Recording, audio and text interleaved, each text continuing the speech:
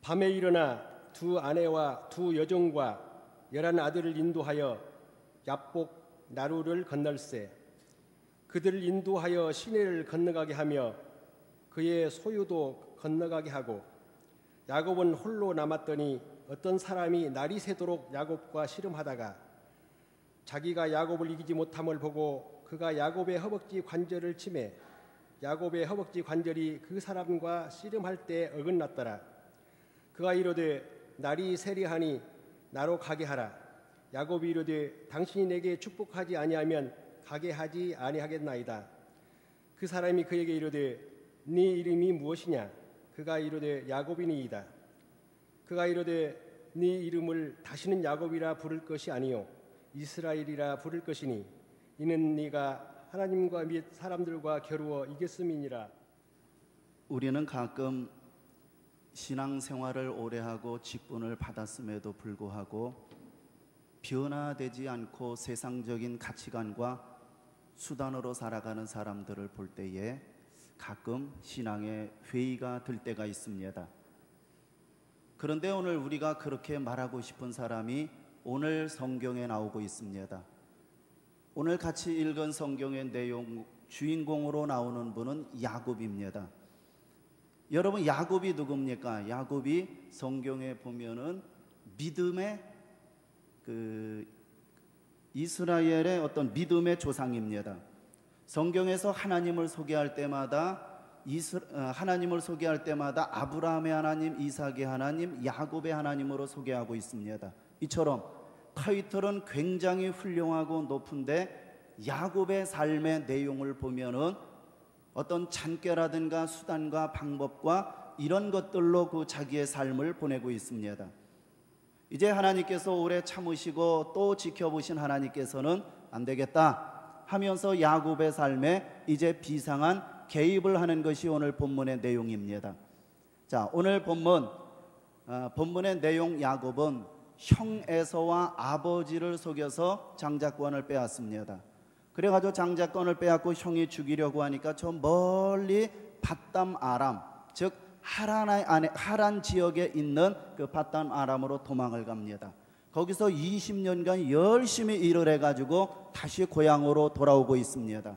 많은 재산들과 자녀들과 그리고 가족들을 이끌고 고향으로 돌아가고 있습니다. 근데 고향으로 돌아가는 과정에 야복 강가에 이르렀을 때 야곱에게 좋지 않은 소식이 들립니다. 그 소식은 바로 형 에서가 병사 400명을 거느리고 지금 야곱을 치러 야복 강가로 온다는 소식을 들렸습니다.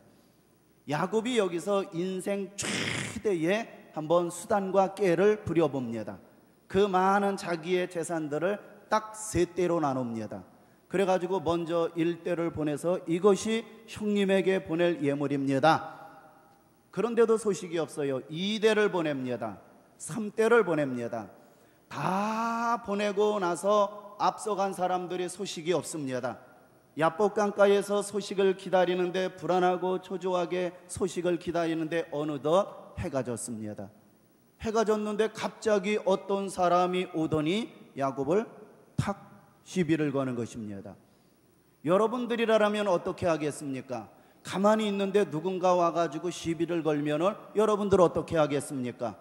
아마 야곱도 본능적으로 자기의 몸을 보호하기 위해서 야곱과 그 사람은 이제 엎치락 뒤치락 결토를 하며 씨름을 합니다. 아마도 씨름을 하면서 이런 생각을 했을 거예요. 혹시 에서가 보낸 첩자가 아닌가? 에서가 보낸 사병이 아닌가? 이런 생각을 갖고 막 씨름을 하는데 이분은 비상합니다.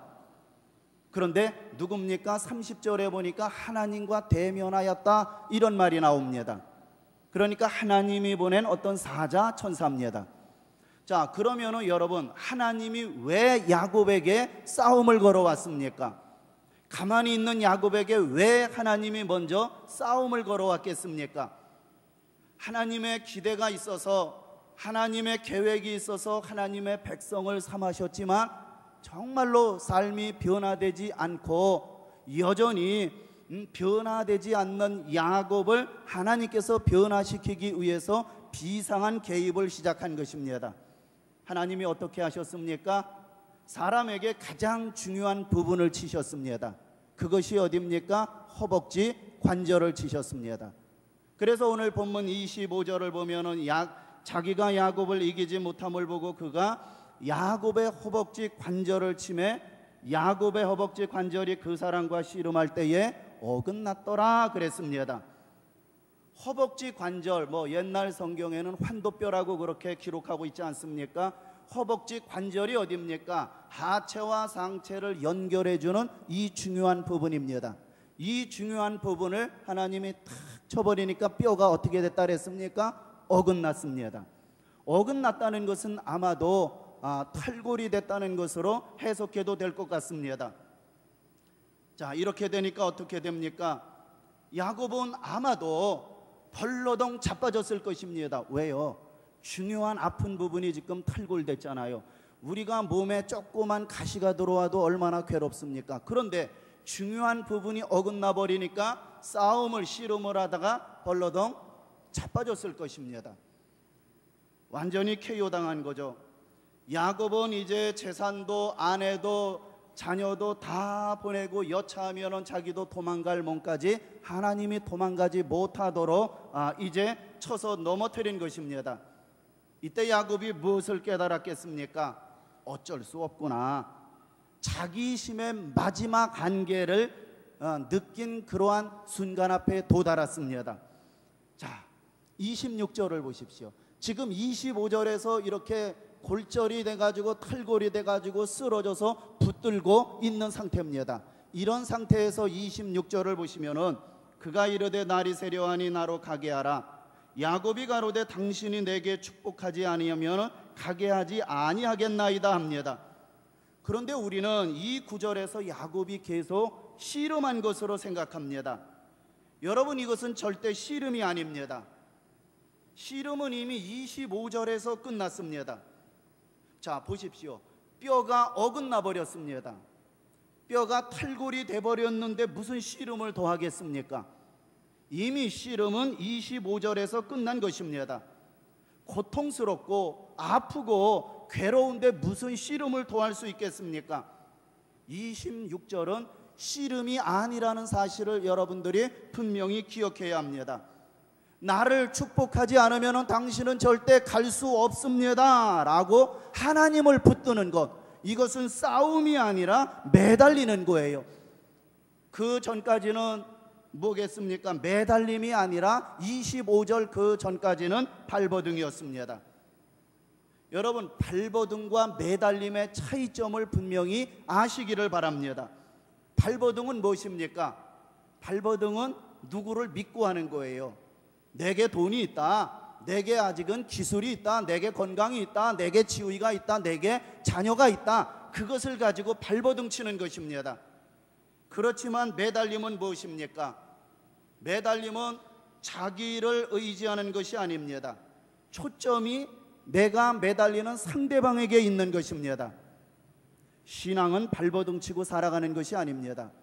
신앙은 매달리는 것, 하나님을 붙들고 매달리는 것이 신앙입니다. 하나님이 나를 축복하지 않으면 나는 살 수 없습니다. 하나님 나를 도와주시옵소서 하고 매달리는 것, 하나님의 크신 능력은 이런 사람에게 임할 줄 믿으시기 바랍니다. 여러분, 어떤 물건을 보면 전기가 통하는 물건이 있고 전기가 통하지 않는 물건이 있습니다. 사람도 마찬가지입니다. 하나님의 은혜가 통하는 사람이 있고 하나님의 능력이 통하지 않는 사람이 있습니다. 하나님의 은혜, 하나님의 능력은 지금 이 자리에서도 얼마든지 우리에게 나타납니다. 믿고 사정하고 매달리는 사람에게는 살아계신 하나님의 능력이 나타날 줄 믿으시기 바랍니다. 쓰러져서 붙들고 매달리며 사정하니까 천사가 물어봤습니다. 27절에 내 이름이 무엇이냐 물어봅니다. 그가 가로되 내 이름은 야곱입니다 라고 대답합니다. 야곱의 이름이 뜻이 뭡니까? 발꿈치를 잡다는 거죠. 도저히 지고서는 못 사는 야곱입니다. 양보하지 않는 야곱입니다.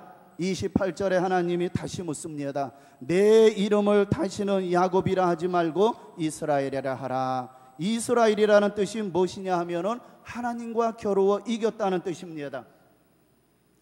자, 여러분, 이 말씀을 잘 보십시오. 지금 이 싸움에서 하나님이 이겼습니까? 야곱이 이겼습니까? 제가 질문을 하는 거예요. 너무나 저 거룩하게 바라보지 마시고요. 자, 이 싸움에서 지금 하나님이 이겼습니까? 야곱이 이겼습니까? 야곱이 이겼어요. 아까 씨름을 해가지고 25절에서 하나님이 야곱의 어디를 탈골해 버렸습니까? 그래가지고 야곱이 벌러덩 자빠졌잖아요. 그러면 이 싸움에서 누가 이긴 거겠습니까? 하나님이 이겼어요. 그런데 지금 하나님이 이 28절에서 그렇게 말합니다. 하나님과 사람과 겨루어서 네가 이겼다라고 말합니다. 말이 안 되는 것 같죠? 내용은 이렇습니다.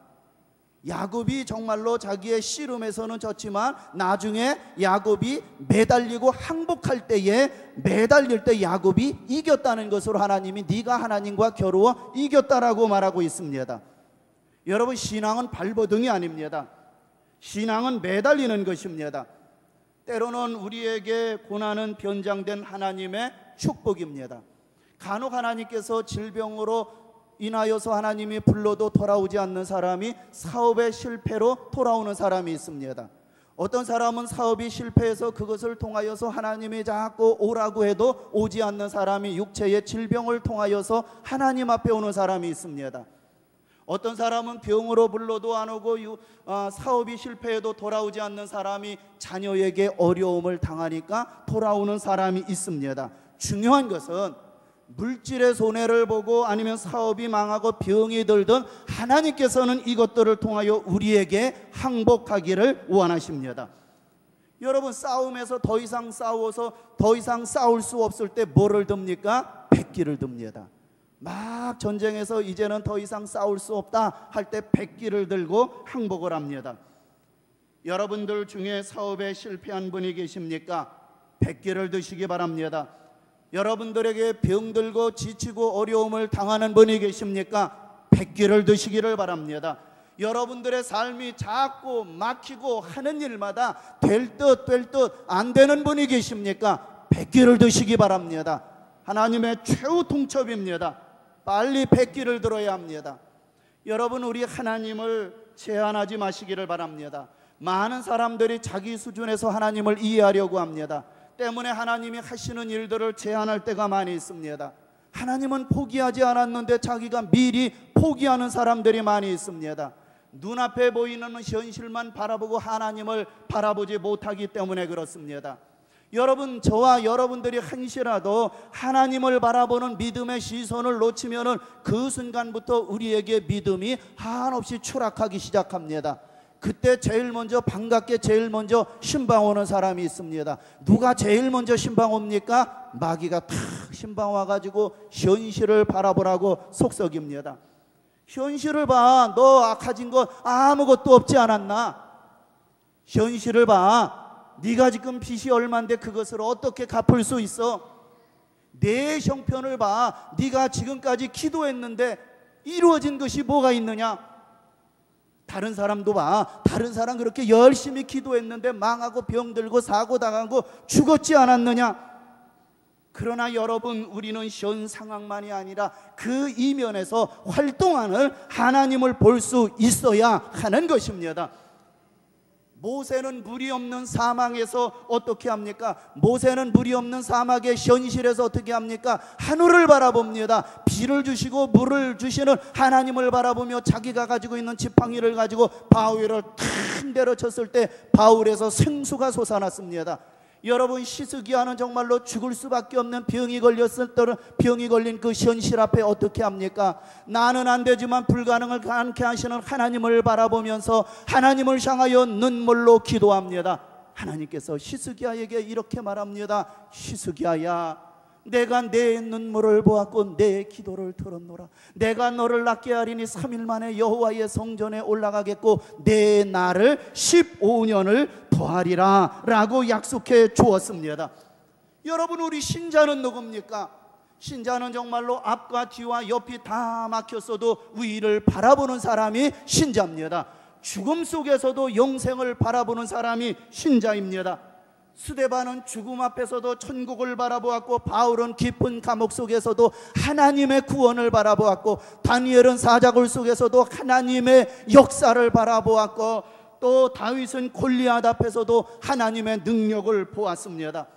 성경에 나오는 수많은 사람들이 한계 상황 앞에 놓였을 때에 그 한계를 극복하고 살아 활동하시는 하나님을 바라보았습니다. 여러분, 좋으신 하나님을 믿으시기 바랍니다. 손에 잡히는 것 없고, 눈에 보이는 것 없고, 귀에 들리는 것 없고, 가슴 뜨끈뜨끈한 것 없다 할지라도 하나님은 살아계십니다. 예레미야 32장 27절에 나는 여호와여 모든 육체의 하나님이라 내게 능치 못할 일이 있겠느냐라고 말합니다. 우리는 무능하지만 하나님은 능하십니다. 우리는 못하지만 하나님은 하실 수 있습니다. 그래서 하나님은 오늘 우리에게 이렇게 요구합니다. 너는 내게 부르짖으라. 내가 응답하겠고 네가 알지 못하는 크고 은밀한 일을 내게 보이리라. 환난 날에 나를 부르라. 내가 너를 건지리니 네가 나를 영화롭게 하리라. 환난을 통하여 하나님을 영화롭게 하는 기적이 우리 삶 속에서 언제든지 일어날 수 있다는 사실을 믿고 산다라면 어떤 상황도 우리를 넘어뜨리지 못할 것입니다. 누가 우리를 그리스도의 사랑에서 끊으리요? 환난이나 곤고나 핍박이나 기근이나 적신이나 위험이나 칼이나 사망이나 생명이나 천사들이나 권세자들이나 현재인이나 장래일이나 능력이나 높음이나 아무 피조물이라도 우리를 우리 주 예수 그리스도 안에 있는 하나님의 사랑에서 끊을 수 없느니라. 우리가 여러분 무슨 일을 만나든지 오직 하나님 붙들고 살면 이 땅에서 어떤 상황도 우리를 넘어뜨리지 못합니다. 우리가 사방으로 우겨쌈을 당하여도 쌓이지 아니하고, 답답한 일을 당하여도 낙심하지 아니하고, 핍박을 받아도 버림받지 아니하고, 거꾸로 트림을 당하여도 망하지 않는 것은 하나님이 우리와 함께 하시기 때문인 줄 믿으시기 바랍니다. 그러므로 여러분, 우리가 진정 하나님 붙들고 매달릴 때에 주님을 향한 우리의 믿음을 버리지 않고, 주님 붙들고 매달릴 때에 주님은 반드시 우리를 도우십니다. 우리의 믿음은 절대 헛되지 않습니다. 반드시 우리의 믿음대로 하나님의 역사가 일어납니다. 내 믿음대로 될지어다. 내 믿음대로 될지어다. 자, 여러분 한번 저를 보십시오. 여기에 이 물컵이 있습니다. 제가 이 물컵이 여기 있는 것이 좀 불편해 가지고 물컵을 이 오왼쪽으로 옮기려고 합니다. 그래서 이 물컵을 옮기기 위해서 개미가 달라붙었습니다. 개미 10,000마리가 달라붙었습니다. 10,000마리가 달라붙어 가지고 엉시야 엉시야 엉시야 하고 움직입니다. 그런데 끄떡하네요. 그래 가지고 다시 그냥 막 신방을 열심히 해 가지고 그 다음에 왔는데, 이번에는 10,000마리 정도가 달라붙었어요. 막 옮기려고 합니다. 옮기려고 해도 끄떡이질 않네요. 그래가지고 그 다음날 어떻게 했느냐면, 이번에는 더 많이 모였어요. 산더미같이 개미가 쌓였습니다. 산더미같이 쌓여가지고 개미가 서로 힘을 합하고 마음을 합하고 뜻을 합해서 이것을 옮기려고 합니다. 그런데 끄떡하지 않아요. 그런데 여러분 잘 보십시오. 이 물컵보다 더 큰 제가 딱 해서 이쪽으로 옮기니까 3초 정도에 움직일 수 있었습니다. 여기서 우리에게 무엇을 보여주고 있습니까? 우리 또한 살아가면서 내가 움직일 수 없는 일들, 내가 풀 수 없는 사건들, 내가 고칠 수 없는 병들, 내가 노력해도 안 되는 일들, 나보다도 문제보다도 더 크신 주님이 하시면 움직여질 줄 믿으시기 바랍니다. 그러므로 내가 하려고 하지 말고 여러분 주님이 하시도록 하십시오. 주님을 초청하십시오. 주님께 부탁하십시오. 그것이 무엇입니까? 주님을 부르는 것입니다. 기도하는 것입니다. 수고하고 무거운 짐진 자들아 다 내게로 오라. 내가 너희를 쉬게 하리라. 어렵고 힘들고 무거운 일, 문제를 만났을 때 내가 하려고 하지 말고 주님의 힘을 빌리십시오. 주님이 하게 하십시오. 주님이 하실 것입니다. 스가랴 4장 6절에 이는 힘으로도 되지 아니하고 능력으로도 되지 아니하고 오직 나의 영으로 되느니라. 사람으로는 할 수 없으나 하나님으로서는 다 하실 수 있느니라고 말했습니다. 여러분, 하나님을 믿으십시오. 나는 못하지만 하나님은 하실 수 있습니다. 나는 안 되지만 하나님은 안 되는 것을 되게 하십니다. 나는 부족하지만 하나님은 부족함이 없습니다. 하나님은 우리의 삶에 절대 주권을 갖고 계십니다. 하나님은 사람을 죽이기도 하시고 살리기도 하시고 음부에 내리기도 하시고 올리기도 하시고 가난하게도 하시고 부하게도 하시고 낮추기도 하시고 높이기도 하십니다. 하나님은 우리에게 생명을 주시기도 하고 생명을 거둬가게도 하시는 생명의 주관자이십니다. 죽을 자리에서도 하나님은 그 사람을 살려주시고 살려고 발버둥 쳐도 하나님은 데려가시기도 합니다. 우리 인간의 생사화복을 임의로 주관하시는 분은 우리 하나님이십니다. 하나님은 가난하게도 하시고 부하게도 하십니다. 동방의 의인이요 엄청나게 부자였던 욥은 하나님은 한순간 가난하게 하셨고 연단하신 후에 다시 부하게 하셨습니다. 모든 재물은 하나님으로부터 주어지는 것임을 알아야 할 것입니다. 그러므로 여러분, 가난하게도 하시고 부하게도 하시는 하나님의 주권을 믿으시기 바랍니다. 하나님은 낮추기도 하시고 높이기도 하십니다. 요셉은 정말로 아버지의 사랑을 받는 아들이었는데 한순간 사랑받던 아들이 애굽의 노예로 팔려가고 보디발의 종노릇을 합니다. 그리고 애매하게 모함을 받아가지고 감옥 속에 들어가서 비참한 생활을 합니다. 낮아질 대로 낮아졌던 그였습니다. 그러나 하나님은 때가 되자 그 감옥 속에서 낮아졌던 그 요셉을 다시 높이 세워서 총리 대신이 되게 하셨습니다. 여러분, 하나님은 얼마든지 낮아졌던 사람도 능히 높여주실 수 있는 하나님이십니다. 인류의 역사와 우리 개인의 인생을 내가 돌리는 것이 아니라 우리의 인생의 핸들을 하나님이 돌리십니다. 여러분, 떠나가는 겨울 잡을 인생 없어요. 다가오는 봄 막을 인생 하나도 없습니다. 우리의 머리털까지 세신받으신 전능하신 하나님을 믿으시기 바랍니다. 제가 시무하는 교회는 아주 시골 농촌교회입니다. 104년의 역사를 가진 연세가 드신 분들이 많은 그러한 교회입니다. 80세 이상 되신 어르신들만 현재 한 85명이 되십니다. 그런데 제가 10년 전에 저희 교회를 처음 부임했을 때에 이제 젊은 집사님들과 젊은 청년들은 교회와 목사님과의 그 맞지 않아서 불화로 인하여서 목사님이 전주로 개척을 한다 그러니까 젊은 집사님들은 다 목사님을 쫓아 개척을 갖고 젊은 사람들은 또 이외의 사람들은 뿔뿔이 흩어졌습니다. 그리고 남으신 분들이 65세 이상 되신 분들이 3분의 2 정도가 남으셨고 50세에서 60세 정도의 3분의 1 정도 이렇게 구성돼서 약 200명 정도가 그렇게 교회를 출석하는 교회였습니다. 그런데 지금은 전주와 김제 시내 전역에서 많은 사람들이 찾아옵니다. 다양한 계층의 교수라든가 의사라든가 교사라든가 공무원이라든가 법원석이라든가 여러 계층의 다양한 사람들이 그 시골 벌판까지 찾아와서 현재는 매주 오전 장년 예배 숫자가 400명 정도가 출석을 하고 자리가 없어가지고 빠져나가는 사람들이 많습니다. 젊은 엘리트들 사람들이 전주에서 김제 전역에서 오다 보니까 아이들을 데리고 옵니다.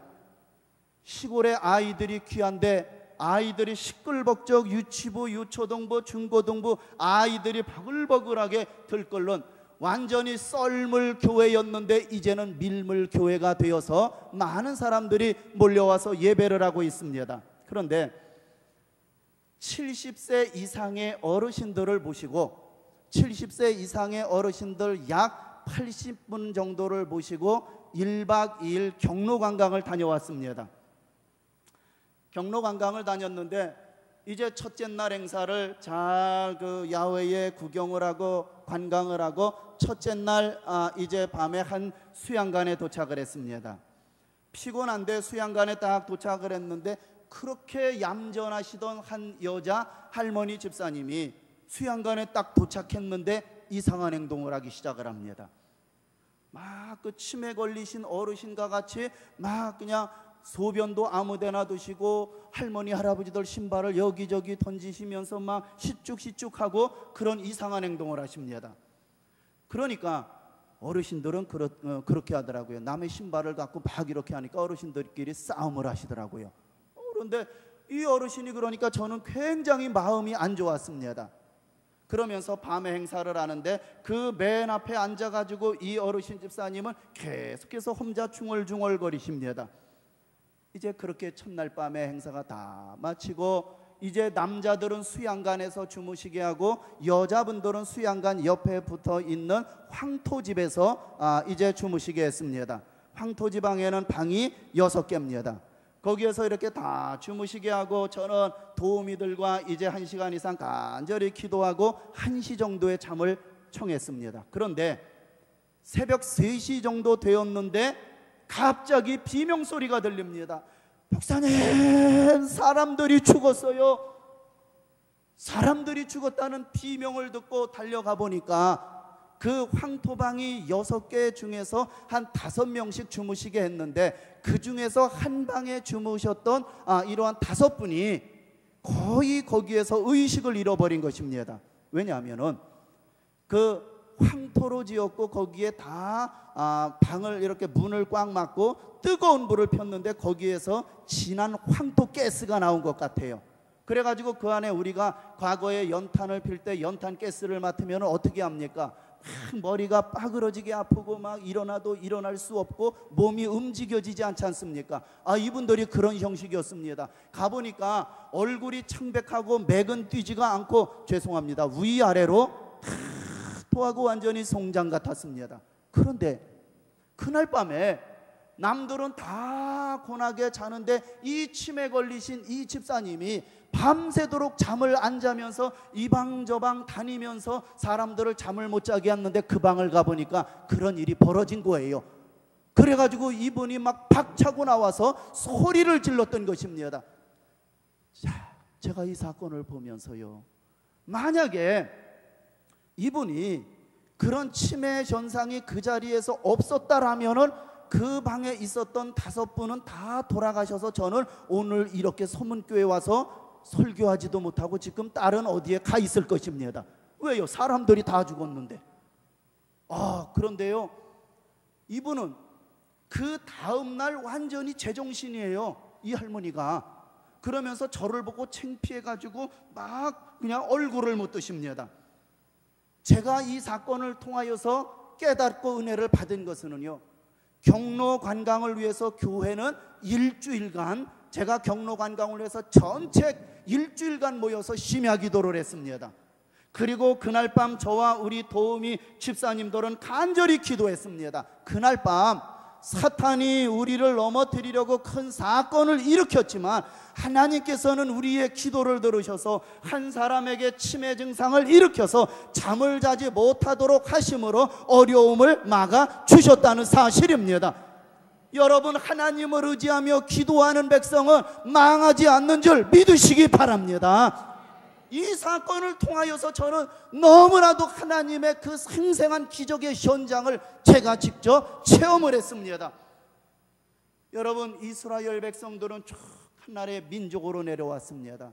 하나의 민족으로 내려와가지고 최초의 왕이 사울 왕입니다. 40년간 사울 왕이 하고 그 뒤를 이어서 다윗이 왕이 됩니다. 40년간 통치를 하고 다윗의 아들 솔로몬이 또 이렇게 통치를 합니다. 솔로몬 40년 통치를 하고 그의 아들 르호보암이 통치를 하는데 그만 솔로몬 이후 솔로몬 아들 때에 나라가 둘로 쫙 갈라지고 맙니다.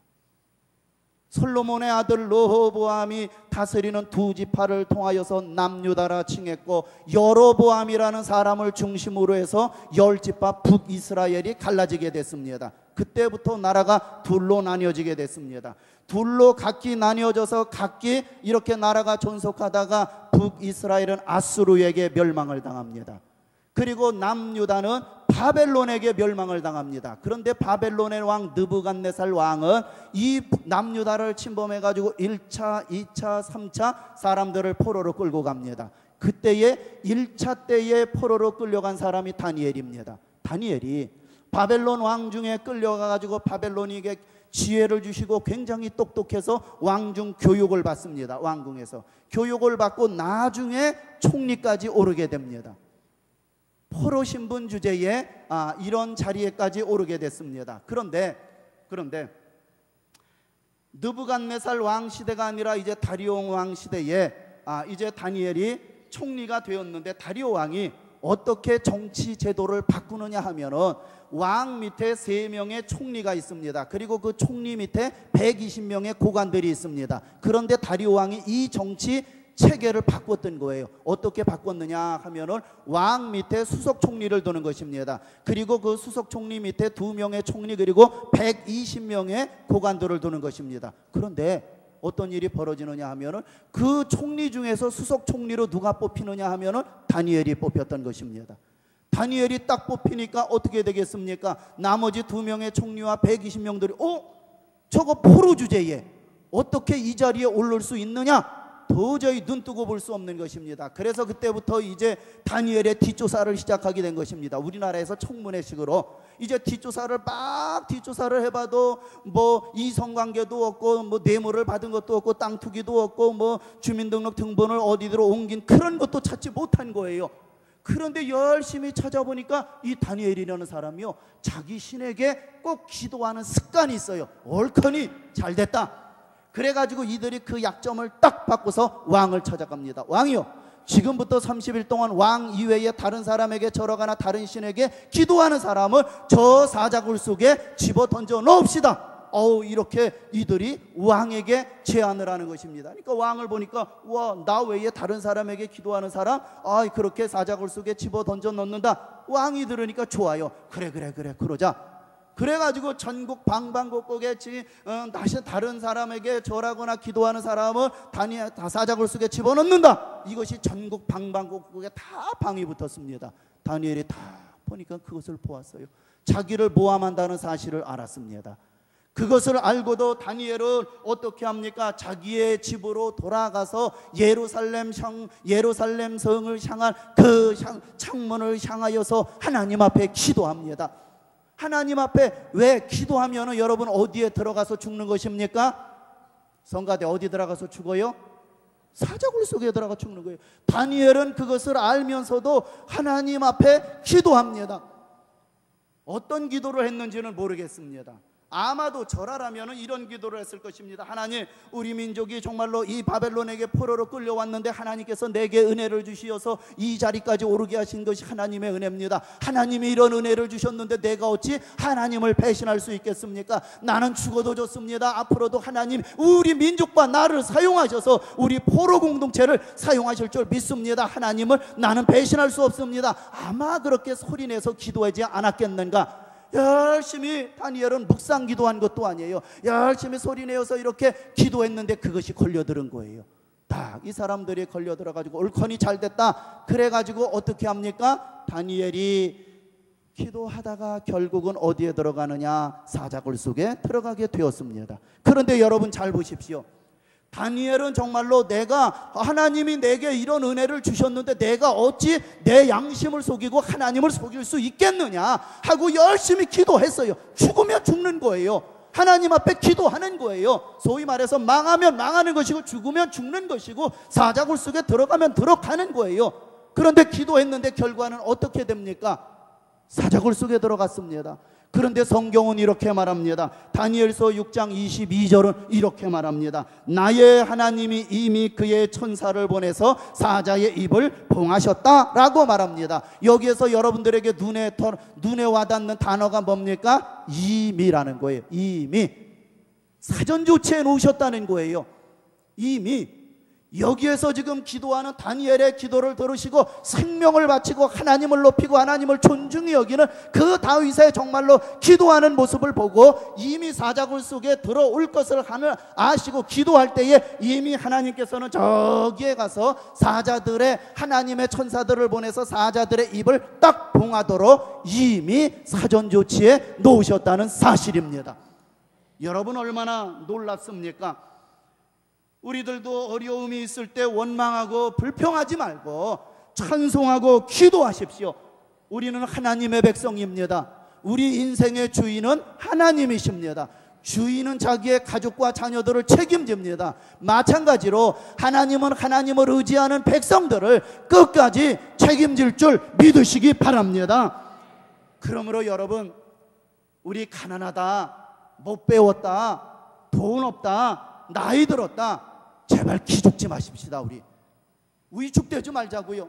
왜 나이 들었다고 왜 젊은 사람들 앞에 기죽습니까? 돈 없다고 기죽지 말자는 거예요. 못 배웠다고 기죽지 마십시오. 연세 드신 어르신들 당당하게 사십시오.